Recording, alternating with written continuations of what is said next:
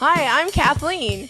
And I'm Sean. And you're listening to the Dead Baby Bear podcast. Dead Baby Bear. Long story.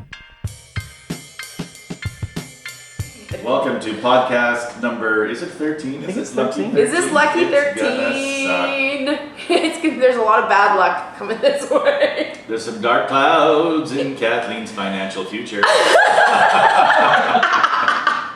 It's always raining in Kathleen's world, and it's never raining money. Never money. Actually, no, you get sound exchange checks, you lucky little devil. It doesn't rain for me, it like sprinkles. Yeah, just enough to get you soaked. I'm not quite soaked. I'm like half wet. So you're trying to buy, what kind of car are you trying to buy? It's like we didn't even have that much of a choice. There was like 3 choices we could have gotten because of all this stupid financing crap. And it's just like a Ford Explorer or something. Or Ford Escape. Those are pretty good. Yeah. Escape or something. I don't know what it is. It's a Ford. I just need a new car. Yeah, your old one is you're cruising around in a Toyota Sienna. Yeah, 2000. Graduated a year after me. 2000? Is it a 2000? That's funny that I'm driving a 1999 Mercedes SUV. Just a shit box. It's that's why. Do people still look at you like you're better than them though because you have a Mercedes? Of course they do. No, they don't. Not when they see rust. I think corrosion is the deal breaker.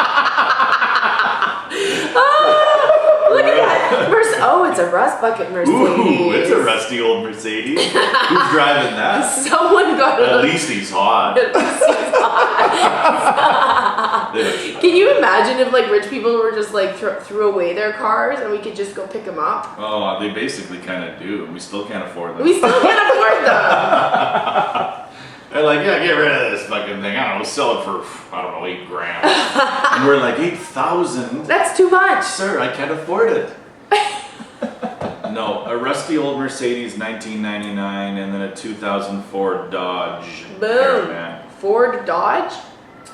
Like Ford. Dodge. Oh, Dodge Caravan. Caravan. Yeah, it's a beautiful, I mean, they're beautiful vehicles. Yeah, No. they are. They're classy.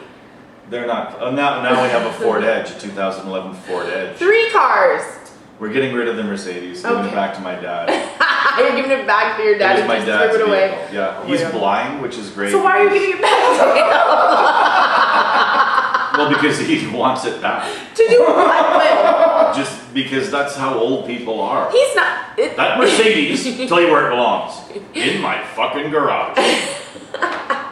So the way that old people look at things is as long as their property is out, Yeah. like if you borrow a wrench off of them or a Yeah, screwdriver yeah. or a lawnmower or a vehicle, God forbid, Yeah. they go to sleep a little later at night.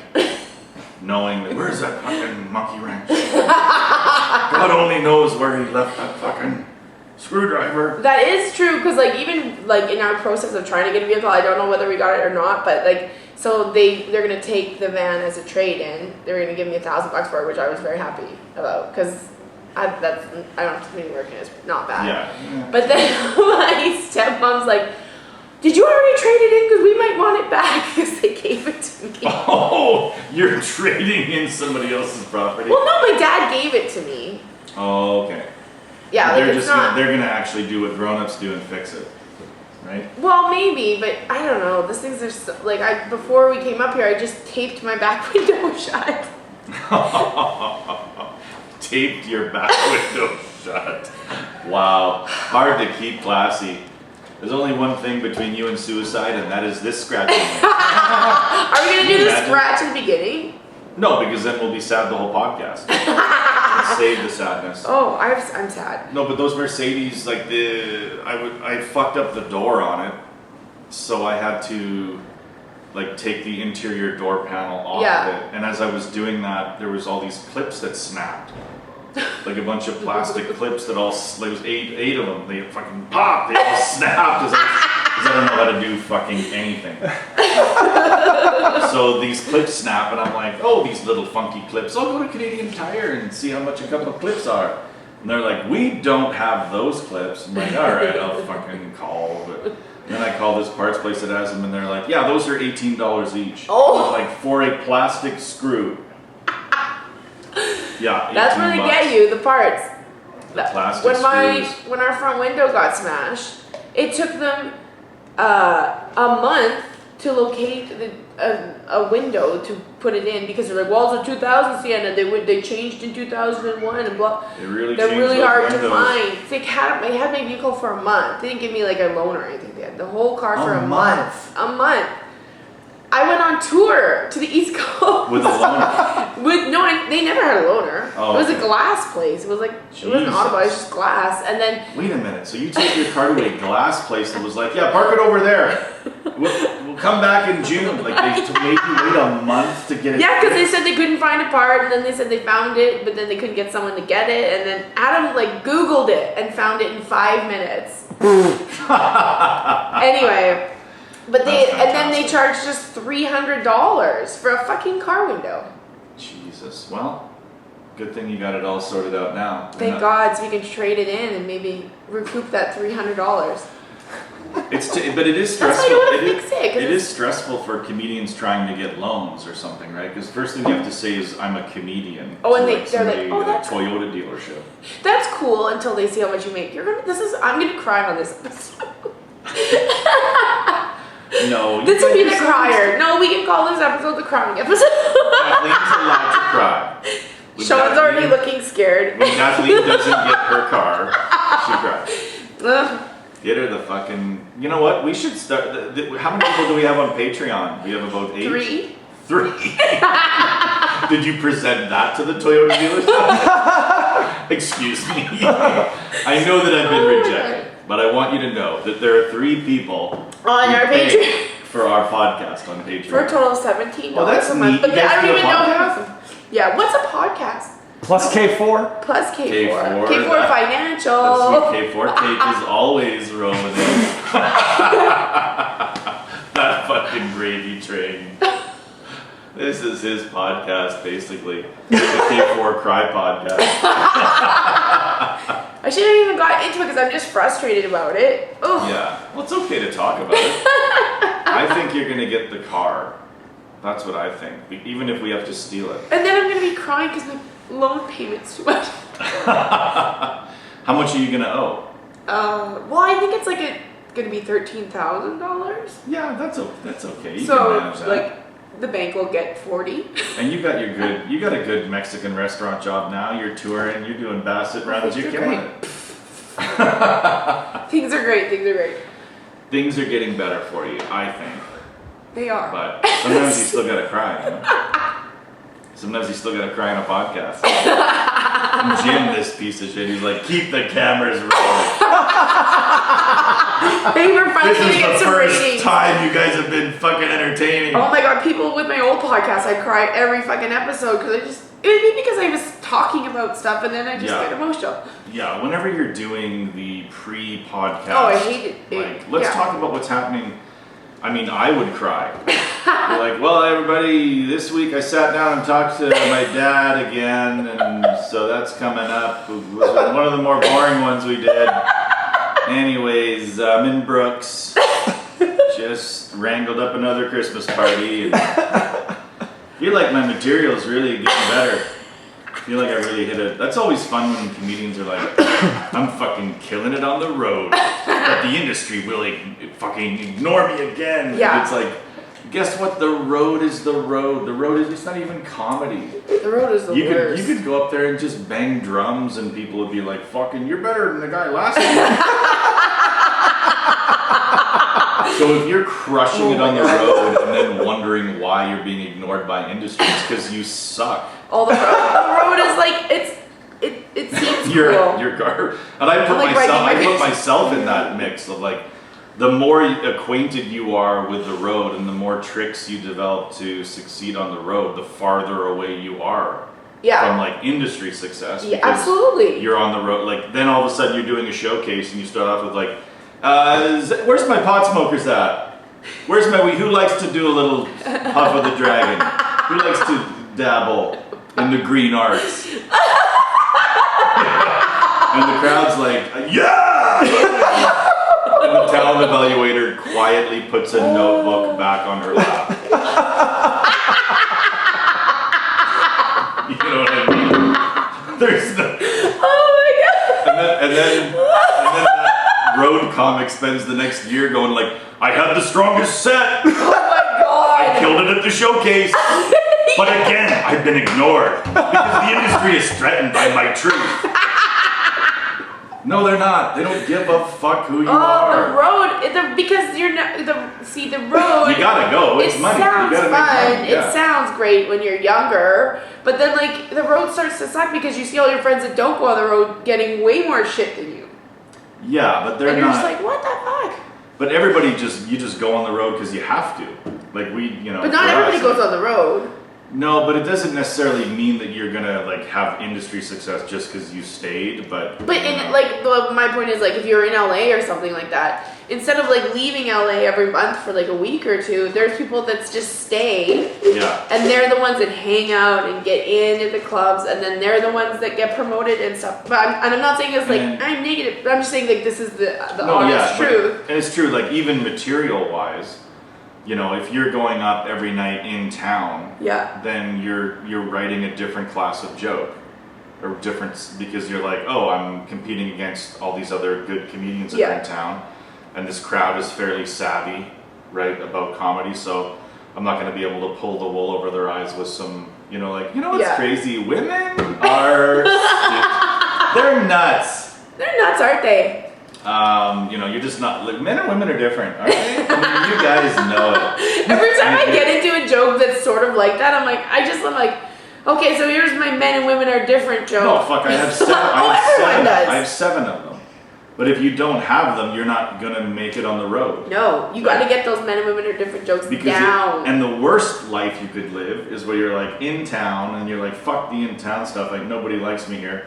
And then you go on the road and you can't find a way to make that work. Yeah, so and you're fucked in town and out of town, no good. Yeah, where's you going now? Then you're sadder than Kathleen. You better be crying. Sometimes crying is good. Like if you weren't crying, I'd be like, she's given up. Like whenever I see Kathleen cry, I'm like, oh, she's still trying. Looks like she's still kicking. If you weren't crying, I'd be like, oh, Kathleen has accepted that she's not getting financing for a vehicle. I expect to see that Sienna in a garage any day now, in park, running. I'm not paying to accepting. No, fuck it. Well, we were doing good. We were doing so good. I was getting better. We went through 12 episodes without you crying. That's pretty good. We could call this episode Sean in the Bank Made Kathleen Cry. Thanks a lot, BMO. No, I am not richer than I think. You're actually more poor than you thought. You're shockingly poor. You're richer than you think. I always laugh when I see that. I know. Who are you saying that Not us. You're rich. I don't know many rich people that are like, fuck, I didn't know I was that rich. I've always hated it. Everybody knows how much money they have. I wanted to get a Scotiabank card to get scene points, and then I was just like, I'm not richer than I think, and I think that's a stupid slogan. I just love the fact that you were initially pulled in by this slogan. No, not by the slogan, by the scene points. Well, the scene points. For movies that I don't go to anymore. Alright. But yeah, it is humiliating going to the bank with your hat in hand kind of thing. I've had to do that on a number of, it's just humiliating. It's sort of like going to the hospital as a diabetic when you know you're not taking insulin or something. Yeah. Well, I know it's not hard for everybody, so people are like, oh, it's not that bad. It's like going to church for an atheist, because you're kind of like repenting, like, I have sinned, please. They're like, give me your card, and then you're like, sorry, Father, I have sinned. I'm pretty maxed out on all those. I don't know if you want me to do some financial penance or... Do 10 push-ups and take a 5-year, 5% loan. That's your penance. I definitely feel... Being in the office of somebody that works at a bank and sitting there with your financial information on a computer screen that they're currently looking at. Yeah. That feeling is like, holy... Oh, and then you can see them looking at your stuff and being like... Whoa. Trying not to be like, wow. Yeah, I'm trying not to be like, wow. Yeah, all their acting skills. Like they're used to everybody coming in with a cup, just a couple nuggets. Like, oh, you got a couple assets here. Like, Sean, you don't appear to have any assets. Do you have any other debt with other? Yes. Oh yeah, no, this isn't my own. This isn't my only fucking rodeo, pal. I've done this 20 times. You think you're the only bank I'm fucking? Forget it. I'm a financial polygamist. I got cards from every bank in I my got wallet. cards everywhere. Well, do you have any assets from anywhere else? No. Never was able to get my claws into. I was never into assets. I don't like it. I'm a minimalist. Other than the lines of credit you can see that are currently maxed out. I'm not like that bad at debt, so that's good. But No, you're like a homeless person in debt, where Yeah. you just have nothing. yeah. But you don't have less than nothing. Yeah. I have less than nothing. Well, you should be crying. You should let it out, Sean. I can't just have money without working. Oh. Or I would work and make like way more than I You work should. hard. You work pretty hard. Yeah. You're always like, like what time do you start work in? Oh, that's not hard. It's like 3 hours a day. Yeah, but you're working the busiest hours. Sure. It's It's not pretty usually good. working at the Mexican restaurant. No, it's not, especially at lunchtime in the business district. Do you get a lot of Mexican people in there? We get some, and then I'm always embarrassed because like they say everything perfectly, and then I'm like, oh, this. And then I just That's how butcher you it. say that. And I just butcher it, and I'm so ashamed. I'm just like, they're just looking at me like, look at this white bitch. You Try. also quesadilla, and then you're like, it's actually pronounced quesadilla. Yes, 3 quesadillas, Frank. Because that's what you want to be, is the Mexican restaurant where Mexicans go, right? Oh yeah, and they enjoy it. People that are from the Latin countries do like this one. It's Oh, really yeah. good. It's really Yeah. fucking good. Hmm. But yeah, no. So I work there. It's great. I don't mind it. That's fine. I've never been. What? But I actually know people that listen to I saw somebody who listened to this podcast. What? Yeah, just some guy. He's like, hey, I seen that fucking, you and that girl. Where? Crying lady. He didn't say that. But he's like, I seen you on that. And then he said, yeah, because I always get the compliment and then the pullback. Like, they always let me win the tug of war and Yeah. then they throw me into the mud. So, you're winning, Sean. And then, I am winning. And then, you never have a chance. He was like, I listened to your podcast. I'm like, oh, yeah. Where was this? Thanks. Or where did they see you? It was like some pub or something. Oh, really? And I was like, oh, thanks. And he's like, I don't know if I'll listen to another one. Okay. That's the best take review that, thanks. ever. Oh my god, that's really funny. Yeah, listen to though. one of your podcasts. Thank you. I don't know if I'll listen to another one. Wow, that person's mean. I hope that you're still People watching. don't really think, when people are talking to me, they don't think they're capable of being mean to me or something. Yeah, because you're a comedian, you should be able to take anything. I guess. That's like, absolutely it. They say the weird, like I get the meanest little, Jabs? Like some girl saw me in Calgary at a gas station, and she's like, I saw you at a show at at a hotel lobby. There was like 10 people on. You were one of my favorite guys on that show. And I'm like, oh, thanks very much. And she's like not my favorite on the show because there was, and then she starts like listing 2 or 3 other people that she preferred to me. Yeah. And I'm like, why couldn't you have just left this at like? You know what? I'm just happy she remembered names. She didn't Because no remember- one ever remembers No, names. but she was like, well, she wasn't saying names. She Oh, was she like, was just- that black girl with the testicles, or whatever. That's not how you say trans, but. She was, well, remember, because we were going to talk about that, the trans. What was that? What is the name of that trans man? What is the name of that? What is the name? Kathleen, what is the name of that trans? In Montreal? Jessica. No, the one in Vancouver. Jessica. Oh, Vancouver.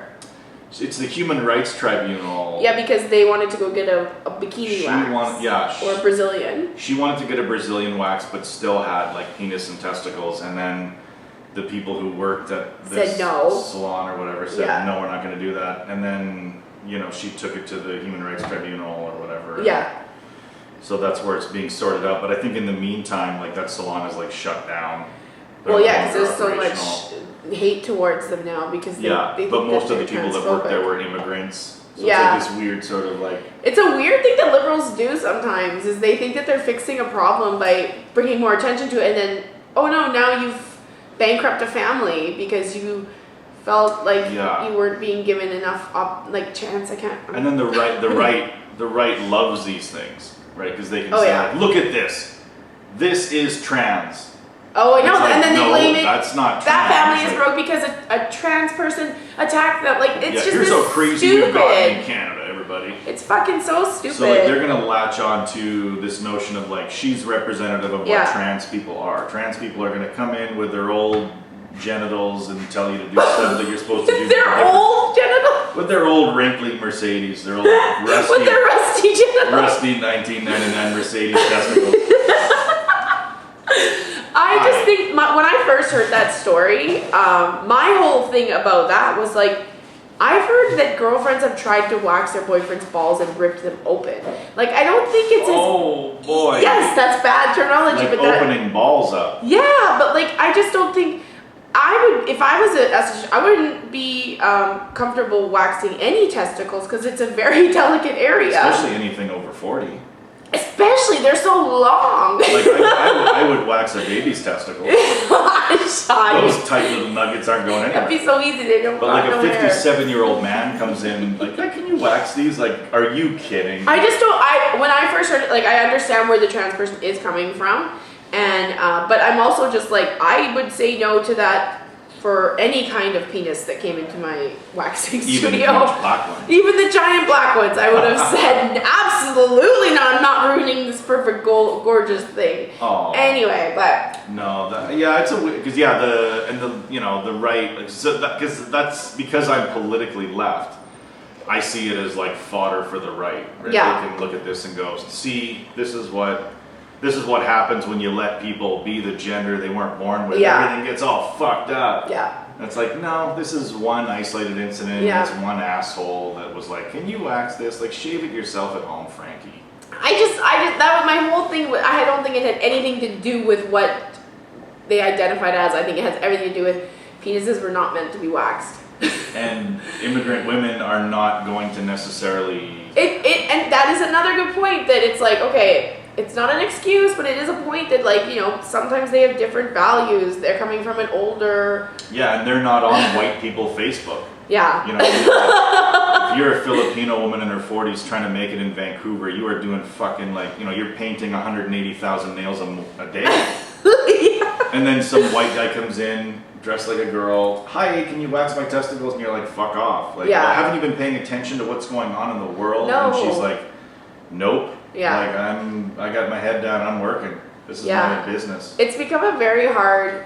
There's this whole business of canceling people and ruining people, and like, so somebody makes a mistake and then they're canceled. Yeah. Like, I don't know. Ariana Grande made a John Benet Ramsey joke about like a Halloween costume or something, and like, Oh, really? And then they And killed this- her for it? a whole bunch of people were like, cancel art. I'm like, for a fucking joke? Like, everybody needs to take a lot of weed pills and just Yeah. chill the fuck out. Oh, it's funny and because that John Dude. Benet thing, I mean, that's a hack joke. yeah, For if me, a like- comedian did, it would have been retweeted a couple times and like, Yeah, I would have gone away because like, look at Benet Ramsey over here. Mhm. Like, it kind of became, you know, it was, but that it's funny, like stuff that was like offensive in the immediate aftermath of Yeah. John Benet being killed. yeah. And then, you know, for a couple of years, leave it alone, and then 10 years of go ahead and knock her out of the park. Oh, and the people who are all mad at her are all these young people that weren't even alive when John Benet Ramsey Yeah. was here, and they don't even understand We still why it don't know would what be happened with offensive. that, right? We Like, we still don't know what the I think his brother killed her, but that's just my personal opinion. the brother. It's always family. Yeah, that seems like all of the.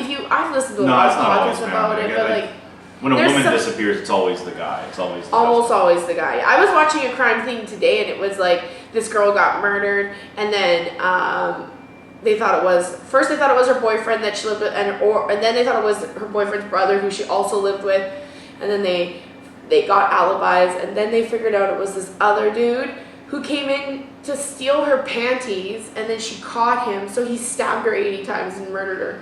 Well, I mean, I mean, I would have been like, you could have just had the panties. I wouldn't have said anything. Don't murder me. no kidding.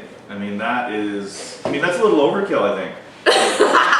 Stabbed her 80 times. Oh, whoops, you caught me. Oh, it was. I was just trying to get some of your That's panties. the weirdest. That's why I love true crime though, because sometimes you're just like, holy fuck, like you gotta like be like, how is this person? I don't know what. Are they alive? Yeah, that's so crazy. It's always the fucking husband, like every single time. And I mean, I have never understood that. I've never understood like, just leave, you fucking idiot. Like you don't want to be with her anymore or whatever. But like, maybe just they're fucking those leave. people that have that weird brain defect. Yeah, nobody else can have her. I guess a lot of times it's like the woman pulls away, right? Yeah. The woman is dating like, her, yeah. fuck off, you know, we're not really in a relationship. So like they're at that point of like separation. Yeah. And then the guy's like, well, if I can't have her, no one, like, They you know, O.J. like, Simpson. Yeah, like if she's gonna be fucking some other guys, I might as well kill her. Yeah. Which is just, that's a fun mindset. That's what, like, but you can't think of that, but there's people probably that, like, have something crazy going on in their brain, like, because there's, if, like, I don't think we'd be murdering this many people if there wasn't something fucked up in our heads. I don't know. I think it's like It's weird, yeah, because you get, you're just, I guess. But I mean, a lot of the time, too. On some level, you can relate to it because we've all had those breakups where, like, you kind of were obsessively thinking about that person for a month or 2 months or whatever. But I mean, you were never thinking like, I might as well fucking. That's why I never understood the one where the guy that did this killed his wife and his kids. The one that was like, oh no, they know it's me. What's his name? Oh, Who's your favorite that guy from Colorado. Yeah. What's his name? Chris Watts. Chris Watts. That's why I didn't understand that one, because he was the one. I mean, and everybody's like, well, why didn't you just get a divorce and then pay child support? But I think what happened with him was he got into a fight with her and choked her.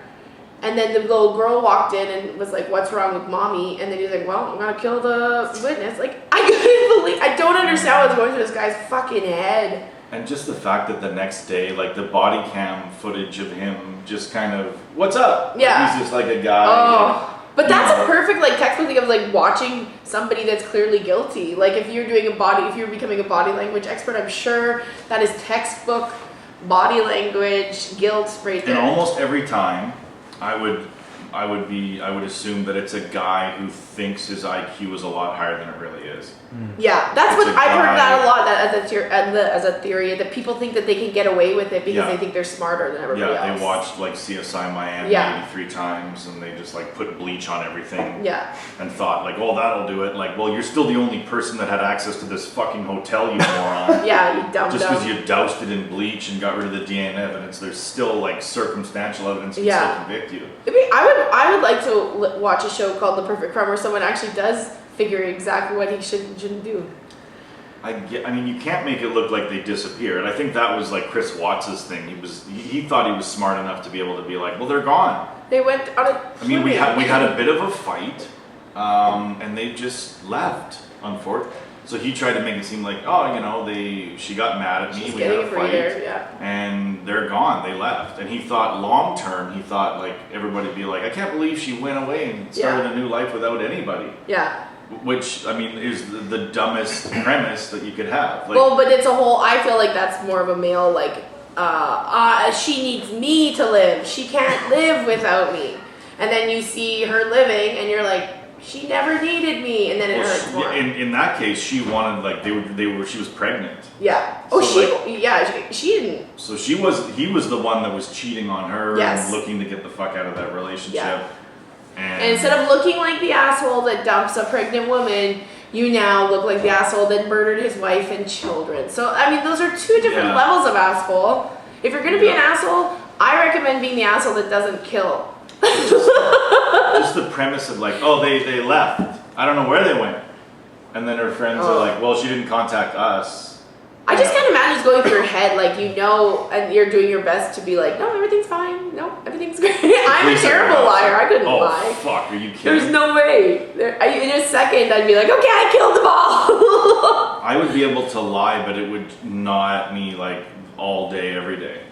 Oh, you wouldn't be able to keep up with the lie. I would just be sitting in the fetal position all day. Yeah. And then a cop would, I would just be like, what the fuck was I doing? And then a cop would come by and I'd be like, hi, did you find her? Oh no! Nice to meet you. I'm not looking for my dead wife, are you? There's no point. I mean, you should find her. Have you ever watched Barry? What's that? It's so good. It's like on HBO, and it's got the Fonz in it, Henry Winkler, and it's got, I can't remember his name right now. Bill Hader. He plays like a hitman that gets into acting. It's very weird, but there's a lot of murdery kind of stuff in that, and it's like that's a really interesting show to watch to think about the mind of a killer, because he wants to get out of it but he can't. It's really good. And it's weird so because funny like too. I don't know. I mean, because I'm kind of obsessed with shows like that, but I Yeah. don't know why I am. Because really, these are just stupid people. Well, I think that like a lot of people get obsessed with murder because they can't think about ever doing that, so they want to hear how someone maybe maybe I'm convincing myself I'm not a murderer. Kathleen, maybe. I mean, you're capable of it. We're all capable of it, Sean. No, we're not. I just I remember once I saw a cop. He used to come into this restaurant I worked at all the time, and I'm like, why do I get so nervous every time I see you? And he's like, it's because you're an innocent person. Like, he's just like, really? Yeah, that's what he said. Like, he's like, so like guilty people. Oh, he's like, fuck you. He notices. He's like, if you're guilty, you're not gonna be like, oh god, a cop. Oh my god, because you're working so hard to be like, nothing. But most normal people, when they see police, they don't think they're there to give them a lollipop. They think that they're there to give them a speeding ticket or to like tell them someone died. Tell them someone died. Hi there. Your wife's dead. They do that I'm though. not married. Wrong house. I apologize. It was. Damn, not again. It was 83rd Ave, Bill. Not streets. Oh my god, that would be.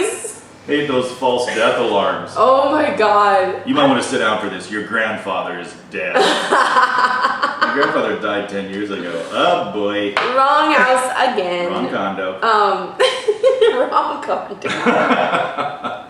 Oh no. Wrong condo sounds like someone running for the U.S. presidency. Wrong condo. I think he's gonna make it. President Wrong Condo. I knew he was a Muslim. Isn't that being taped today? The Democratic debates or something? Aren't there like 28 people? Oh my god, that's ridiculous. Crazy. Like typical Democrats, they can't narrow it down. They have so many factions, right? Yeah, narrow it down to a few, not 20. Like, it's crazy. It's just so crazy. I think they'd be smart to be like, okay, white straight males are out. Like, we're not going to elect. We don't. What about Bernie Sanders? I just watched that documentary. Possibly Bernie. That documentary that Michael Moore did, I didn't even know existed, called 11/9. It's November 9th. It is fucking. It'll make you hate everybody but Bernie Sanders, though. But yeah, it'll make you even hate Hillary a little bit. And Hillary. Uh-oh, you just made Daryl Mack's afternoon.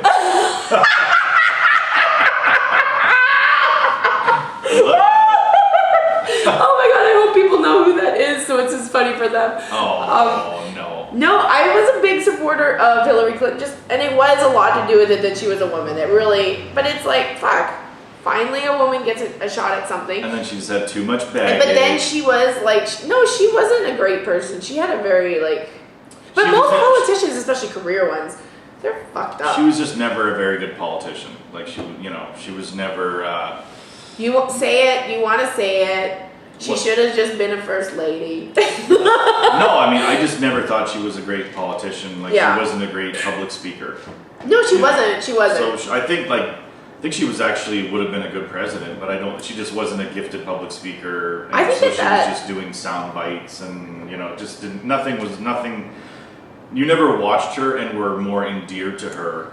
Yeah. You just kind of, so there were people rooting for a woman to win. Yeah. They were like, this woman isn't really, I want Elizabeth Warren to at least be in the running and perhaps win, because that'd be fun. If you listen to this, I love this. She says she has no problem talking down to male politicians. That's my new favorite quality of female politicians. Is like, it used to be like, okay, you're right, I'll be quiet now. But these girls are like, no. Fuck you. Like AOC, that girl Alexandra, Yeah. she's incredible. She just says, no, here's the truth. And she comes back so quick and fast, it's very confident, and you're like, I believe it. Yeah. I'm not going to research this. Well, and I mean, a 70-year-old man was destroying other old people using Twitter and using social media. Like, he was able to kind of, snow under Hillary and all that. But, like, he's not going to be able to dismantle these younger politicians. No, that's the thing. People that grew up with social media and know how to manipulate it and use it to their benefit. Yeah. He's not going to be able to just roll over all these chicks because they know how to use it better It's than he true. does. And it's also like a thing about that documentary that he brings up is that what happened in that election is that the Democratic Party was not that great, and they just kind of like made everyone lose faith in them. So they're just, instead of like going and voting Republican,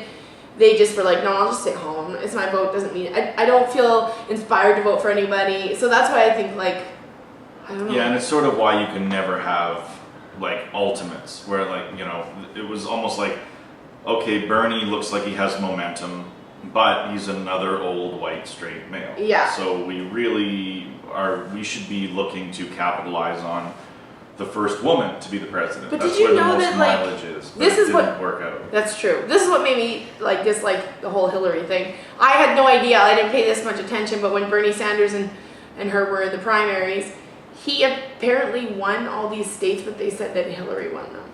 And she didn't. Because of like super delegates and stuff. I don't because, understand how it works like down the there, the Democrats have like super delegates so that they can kind of keep things in line. So like what happened to the Republicans is because they don't use the same sort of super delegate system. And super delegates, I'm not really smart, but they're essentially like people within the Democratic but Party they bruise easily. can come in over the top and say, I'm a super delegate, got and that. so I can decide whether this person wins or that person wins, you You know? didn't get my joke.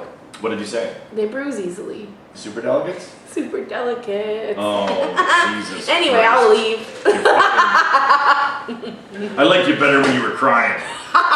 When she tries to be funny, it's worth I'm it. just But when she cries, the viewership goes up. I wonder how many people are going to watch us when we say I cried, because that was like on my old That book. was your People, big one? people enjoyed it. They're like, oh, they message me. They're like, I know this sounds bad, but I really love it when you cry. I'm like, I'll keep living a shitty life. Just keep this People up. well, I think it's because like, you know, people are listening to podcasts or whatever. It's the only time they know for sure. Like, oh, this person is really going through an emotional time. They're not. Yeah. This isn't a put on. This isn't like an actor pretending to be something so that I'll listen Yeah. to the podcast. I mean, I think a lot of people just like it because they're like, okay, she's crying too. I cried all night last night, so I'm not alone. That's true. Yeah, other people Everybody cry. And they're cries like, at everybody's night. thank God there's another grown woman that cries all It the cries time. all the time, and I'm supposed to be a strong woman. I'm such a crier, though. You know that. I'm like the. I mean, you can be a strong woman and cry. Oh yeah, I better fucking be, You but just like have like moments of being like when my you're crying. emotional. But that's the thing. When you're crying, everybody's just like, stop her from crying. You know, nobody's like, what's the problem? What's the root cause of it? They're just like, shut her up. Get her some chocolate. And you know what's worse about being a crying woman is that you're a fucking crying woman, and then everyone's like, "See, we told you to get over emotional." Like honestly, like that's what it. And then you're crying, and then you're angry at yourself that you're crying. Yeah, because And then it makes you even more emotional. Yeah. So it's just like I can't stop it. Like it's just like it's so And annoying. everybody's just kind of like, oh, Let her cry. let her cry. Let her cry. But no, I actually wanted to say some things too, like, oh, we won't be listening. Let her cry. The words you say while crying are meaningless. That's really what happens. Is like you could be saying anything. As soon as you start crying, everything you say is meaningless until you stop crying. Yeah. No one's listening to your crying words. No. They're just like, They're just holy happy that fucking, when is she I'm gonna stop crying? And Yeah. then when you stop crying, they're like, okay, we can listen to her again. Okay. I've never cried on stage though. Knock on wood. I'm very Knock proud on of that. tears. I have cried before and after. Not the same show, but like that's different. How They soon don't see you before? cry. How soon before? I have had red eyes on stage before, but if you smile enough, people are like, oh, she's got Oh, allergies. she's just having fun. Must be, yeah, she must have hives. She must have hives. I've seen like comics that like go on and they're just like this. Have you seen anybody ever and cry then on they're stage? just- I don't think I've ever seen anybody cry on stage. I've heard stories. John Doerr used to fake it. Yeah, and but that that's was not. really fun. That is fun. That was one of the most. That was one of the most fun things to do is to watch John Doerr do stand up Oh my before God. anybody knew who John Doerr It was was. so fun. Because he would sometimes he would obviously sometimes destroy, but Yeah. there were times where crowds were just in Edmonton, northern Edmonton. Like, what's going on? He would do stuff where they were just fucking like they were like, what is this? Like he Is would he cry. comedian or- He would sit down and cry for 5 minutes. Yeah.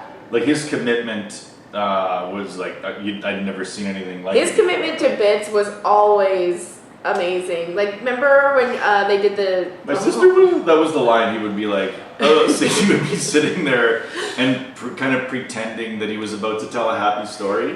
So he would just sit in the stool and he'd be like, okay, my sister was raped. And then he would like put his head down and cry for 5 fucking minutes. He about his sister being raped. He is, and I mean, I don't know, I haven't seen him in a long time, but he's very good at committing to bits. I've only seen him uncommit once. Oh, really? It was when the Just for Laughs did the homegrown competition across the, and then he won. I remember he hosted, and then was that show.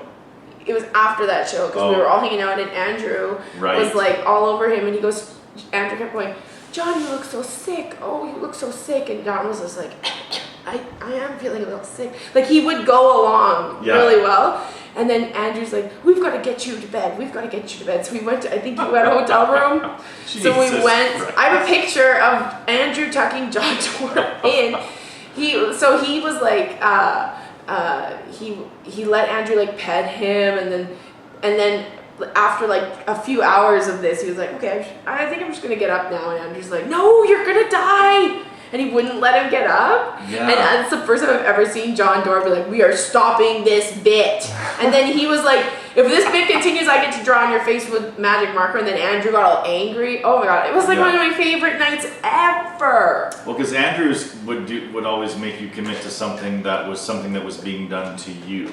Yeah. Right? It was either you were getting your hair braided, you were going to bed, you were having pieces of paper on fire put into your mouth or whatever. So, whatever. It was always like, so if you were committing to an Andrew bit, you were committing to being the subject of his vague assault. Yeah. That's really what it was. Oh my God. And he's hilarious. Oh, I have this. The game, like, even that is so funny. Like, John Dore is like a big time comic. You know, at that time, he was a pretty big time comic. He was still very Andrew Ironic. Like, we were kind of like open micer, and Andrew was like, we need to go to bed.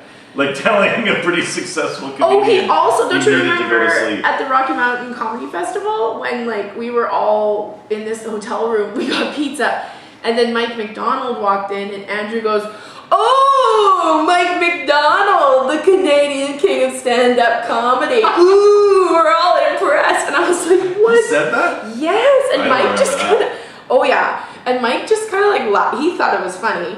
And then he hung out. And then when Andrew got Just for Laughs that year to do Homegrown, and I went as his like, you get a free pass. Yeah. And Mike McDonald, this was when it was still at the Delta. He was standing just outside the Delta. And we started walking towards him. He literally was like, oh, not you fucking too.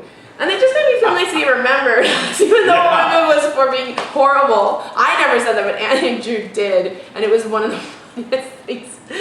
Oh my God. Oh, that's awesome though, to be in that pocket of like one of the most successful comedians of all time in this country. I was like, two and went, fuck. Yeah, I was like 3 years in. I was like, what the? He remembered. But as a joke, he didn't. No, he was one of the nicest comics I knew, and yeah, he was cool. One of my favorite episodes of my other podcast was with interviewing him, and it was so good. Well, he would have had lots of stories to tell. Oh my God, yeah. No, he was a very cool guy, but yeah. I didn't know him very well, but we would have, like, whenever we had conversations, it was two people not making eye contact. So like, he'd be looking at the fucking roof. Yeah. And I'd be looking at my shoes, and we'd be having a conversation, like looking at different. Well, because you're both two awkward people. Yeah, we're just weird. Weird and awkward. So he was very awkward. Yeah. So we'd be like talking about something, but we'd both, you know, if anybody walked into the room, they'd be like, those guys hate each other. Yeah. Who was like a comic when you started that used to come through with Yucks that you were like, I'm so excited this person's coming back? Because it always feels good. I don't remember being like that, you know. I was always like, oh, fuck, we got to go to the workshop. Really? You never had like a comic that like you were like, this is cool, this person's here? Not really, no. Because like I was never, like the only reason I got into, like I remember, I was thinking about this, like comedy was the first thing that most people couldn't do that I could do. Like almost before comedy, I'd be like, oh, I'm good at cleaning and taking care of kids and organizing things, what does that pay? And people are like, fucking nothing. Like those, Nothing, dad, stay-at-home dad. yeah, they're like, well, what, you know, and then I'd be like, well, what does pay? And they're like, oh, fixing things, or, you know, I'm like, I can't do any of that. I can't fix stuff. So I always thought like, oh, I'm the only things I'm good at are things that everybody's good at. That's why it doesn't pay. So yeah, when I first started seeing people do comedy, I'm like, I'll try, you know, like I could, and then so I was excited that I could do it, but I was more like, okay, I wanted like Kathleen or Andrew or whatever. Like I was more into watching my friends do comedy than I was any headliner. I didn't really care. But wasn't there like somebody that came through and you saw like John? Whenever John Doerr came through, you're like, it's gonna be so much fun because he would go out and like hang out with us. Yeah, that was a little bit like later. You know, I wasn't brand new then, but yeah, it was definitely like, oh, cool, John's coming. Yeah, that'll be fun. Like we'll hang out, and watching his shows is fun. Erwin Barker was always good too because it would take a crowd 15 minutes to realize that he was excellent. Yeah. Like especially like, well, not. I mean, Edmonton's the only place I saw him. But he, you know, one of us garbage locals would go up there and be like, the fucking LRT between, let me tell you something about the LRT at Clairview. Woo-wee! You ever seen that chick that works the station? And then people are like, yeah, she is gross. So we'd go up and do our local garbage. I mean, I wasn't opening for him, but I mean, I'm a part of that problem too, I'm sure. And then Erwin would get up and just kind of like, well, we're going to slow her down a little bit here. Some comedy for the couples. And the crowd would be like, oh shit, this guy sounds like he sucks. And then he would do like a couple of excellent jokes and they'd be like, what's going on? I'm still smiling. Okay. He's bad though, I think, right? And then another couple and they'd be like, wait a minute, I think he's actually pretty good. And then, you know, after 15 minutes, the crowd was like, he's better, he's 10 times better than anybody we saw in this show. Yeah. But it would take them a while to realize what they were watching. I love that. That's so that's cool. What made it so fun to watch, is to watch an audience go from like, what's this old guy's deal, to like, holy shit, is this guy good? Yeah. Do you ever watch an audience love a comic that's terrible and be like, these people are so fucking dumb? Yeah, absolutely that happens. But you try to not be in the room because you're like, okay, I don't want to sour on this audience. So if you're not in the room, does that mean that you don't like the comic on stage?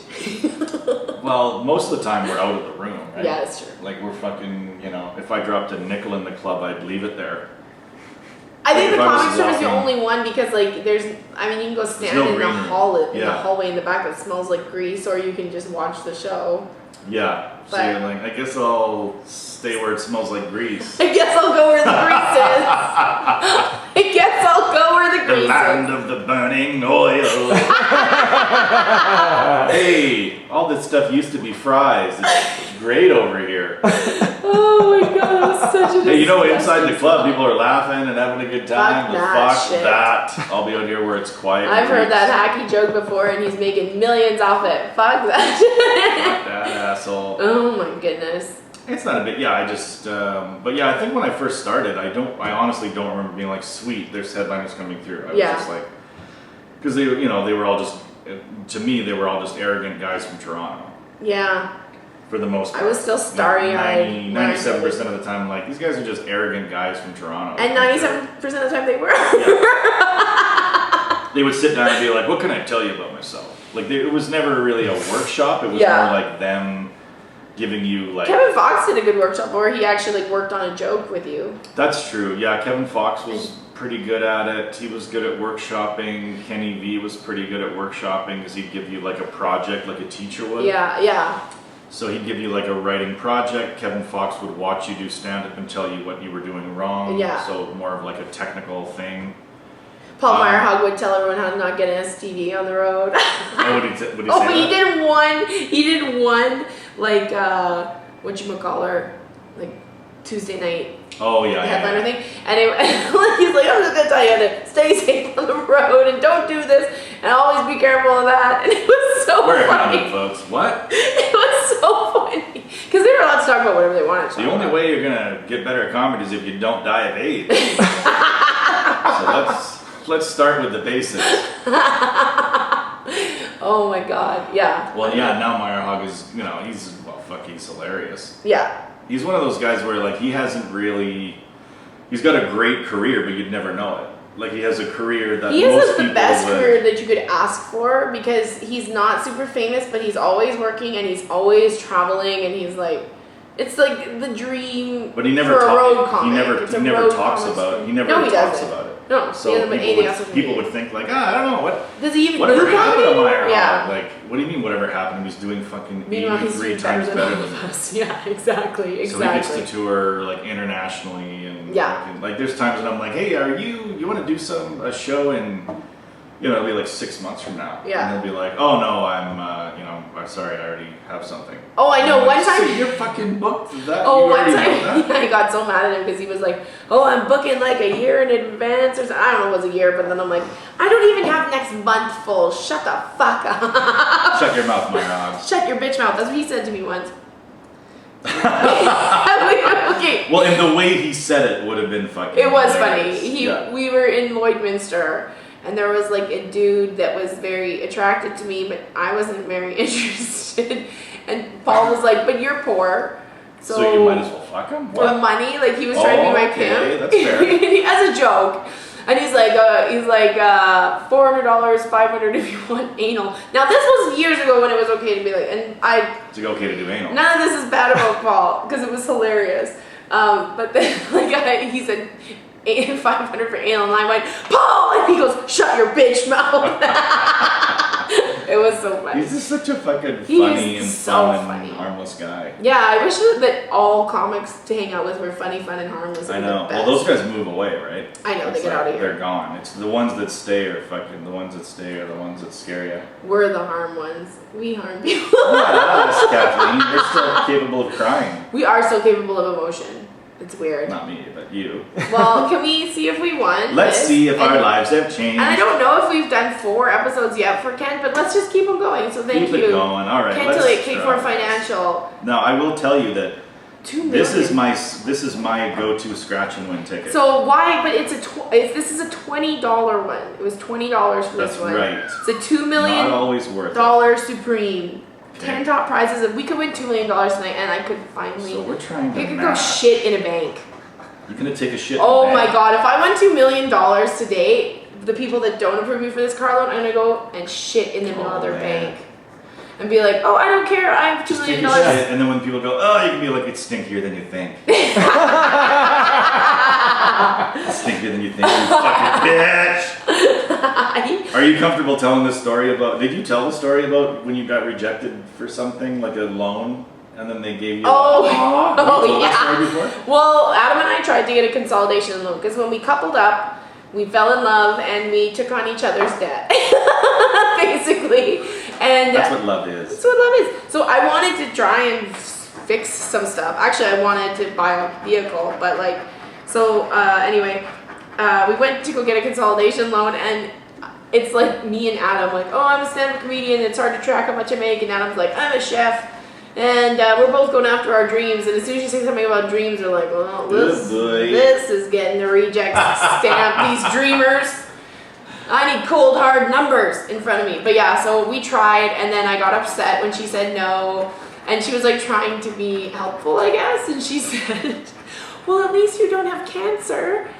Literally, she said that. I'm not making that up. You can ask Adam. He was also in the room. I was in shock. I was like, Makes you think you have cancer. It made me think I should go get checked. I'm like, "No, I don't have cancer. I have crippling debt." That's what I have. Stage 4. Stage 4 crippling debt. You know, cannabis works for that. Cannabis. Cannabis does work for that. I How many know a ants are lady now being like that? who Like, was so broke, and then she started taking CBD drops every day, and now she's a millionaire. she Think about that for a second. she manifested it and she found it. I've tried to manifest things before. It never happens. My manifests always come out like bubbling and like half made. So they're like, "Well, you can get this check for $100, but we're not gonna give you a loan." It'll be like my manifestations will always be a lot smaller than they should be. Like my vision board is just it's empty. I have no Vision vision. board. No, I just have one of those black credit cards that will pay off that I can get. Oh, Because all I really want is good credit. I don't even need to win money. I just want No. good credit. Did we win? all right. Let's see. I Okay. don't think we've won anything, but I haven't. Let's see. Let's see. Is there? Wait. Not that we've won, but I forgot to scratch one. Oh God, what if that was the winner and we threw that out? That's always my fear. I will check yeah, those no, you things gotta check over and over because I'm just like, what if I lost? Yeah. Or what if I won? I always lose. Oh, It doesn't God, sound good. No, it's not looking great. This is a $20 ticket. Fuck. They're a fucking nightmare. How have we like not won anything? This is just a lesson to people not to gamble. It really is, because this is week 13. We've never We won $2 anything. once. We won $2 once on like a Right. dollar ticket. Are you for fucking real? I'm not seeing any matches at all. God damn Wait it. a second, I just gotta do 2 more numbers. Is there a 43 in the mix? I think when you get 40s, so but- desperate to win, it hurts even more when you lose. Which has been my career in general. Get your hopes just all the way up. Way too high, way too Bye-bye. high. No, it's a loser. Alright, we're But a you should still loser. check it. Again. should Alright, still I check will it, take just it. in case. And I will check it, but we are once again a You loser. lost. That's Well- okay. You can only go up from here, right? You can only Yeah. win. I mean, Or lose eventually more. you run out of tears, right? And then we just, what are you gonna do? Well, this is a fun podcast, This has been though. fun. I cried. I laughed. This was, I think, one of our better ones. There's a lot of name dropping. There's Was a there? lot of, well, like But it not was in a bad positive way. name No, it wasn't in a dropping. bad way. Positive. I don't think I we think it was said one positive. Yeah. negative thing about somebody. I said, Andrew, I want to convey Oh, yourself, yeah. but I don't think. Oh, and Andrew's gonna be pissed that we even brought him up or told a He story doesn't about it. listen to But this. no, I know. But if someone, but Power Man will, or Yeah, Matt Matt will will listen, and then he'll tell Andrew, and then Andrew will go into a fury Why the fuck are they talking about me? because he's a corporate comedian that tours across America and he doesn't need this press. He does not. Well, thanks for listening, everybody. Thanks for listening. Tell us if you listen, just so we're aware. Yeah, so we can keep doing it or stop. Bye. Bye.